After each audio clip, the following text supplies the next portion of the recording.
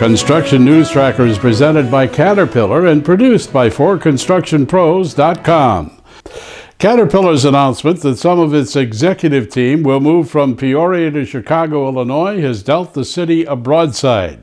New CAT CEO Jim Umpleby announced the company board of directors has been discussing the benefits of a more accessible strategic location for some time, and there's a need for executives to be closer to a global transportation hub.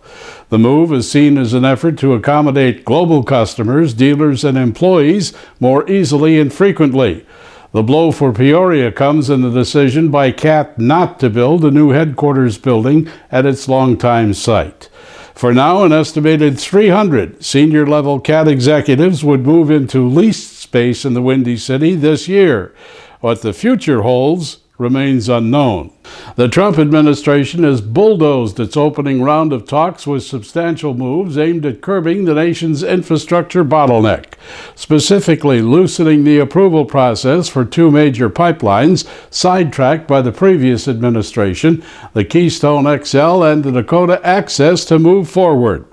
Streamlining the environmental and regulatory process for high-priority infrastructure projects, the U.S. DOT has already released its report claiming the nation needs $926 billion to pay for highway and transit needs. Compiling a list by his transition team of 50 nationwide projects totaling $137.5 billion to the National Governors Association for potential funding, listing them as emergency and national security projects with cost estimates and job impacts, laying out a nearly identical list of infrastructure projects to be funded by public-private partnerships.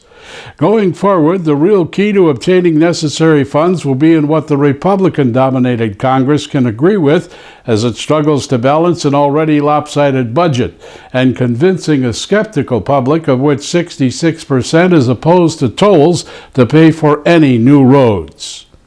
As proof, all the president needs do is travel a few blocks from the White House to the Arlington Memorial Bridge. It links the Lincoln Memorial and Arlington National Cemetery in D.C.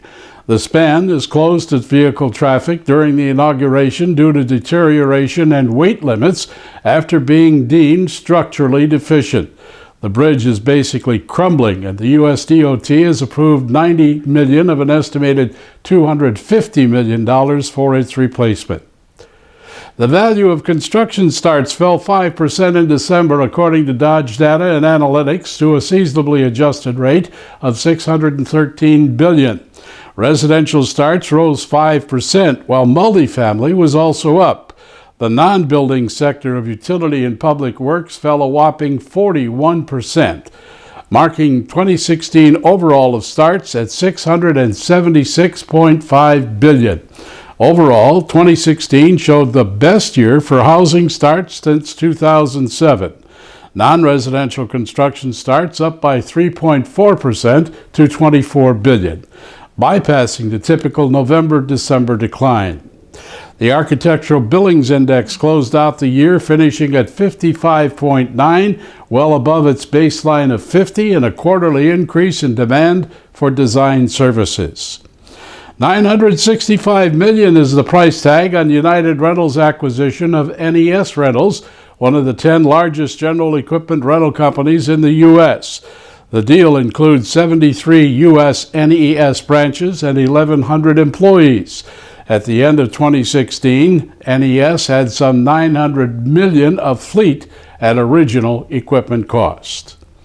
A World Concrete 2017 show is history. Thousands of attendees visited scores of exhibits and demonstrations and learned of new procedures and rules for improving their skills. I discovered there are new masonry codes to cover testers aimed at lessening costly delays, as Mike Morrison of the American Concrete Institute explained. And the masonry contractors, they want qualified people testing Absolutely. this. They don't want delays to be caused by somebody that doesn't know what they're doing. Right. So there's a lot of support for this. And this pretty well spells it all out. Right, and the code will really push it now. Really? Yeah. Oh, interesting. Something changes all the time. Isn't it interesting? Yeah. Well, and it's nice to have the industry support. the Masonry Society and NRMCA Right. and the PCA also saying, hey, this is important. We need, we're not just making this up to Right.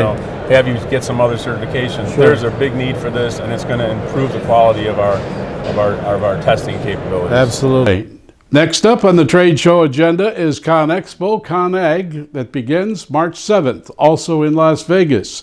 Word is that every major construction industry will be represented, with over 2,500 exhibitors covering every inch of convention center floor space. Registration for ConExpo, ConAg 2017 is now open, and you can save dollars by obtaining your credentials early. For many of you living in winter climates, road salt can cost you extra dollars. The National Pavement Technology Center, part of the Institute for Transportation at Iowa State University, has been working to find a cure for how road salt affects highways and those who use them. Engineers have found that salt also causes road surfaces to crumble, particularly along saw cuts and concrete joints. Chemical reaction between concrete and some modern de-icing salts is causing premature surface failure. And now the focus is on types of sealants that can be utilized to prevent the erosion of highway surfaces. Hopefully, the technology can also discover a way to keep vehicles free of road salt and from rusting out as well. In closing, a day of worry is more exhausting than a day of work. This is Construction News Tracker, looking over the industry that makes the world a better place, presented by Caterpillar and produced by 4constructionpros.com. Follow us on YouTube at 4Construction Pros, Facebook at /4Construction Pros, and Twitter using #ConstructionNews, as the streaming web never ends.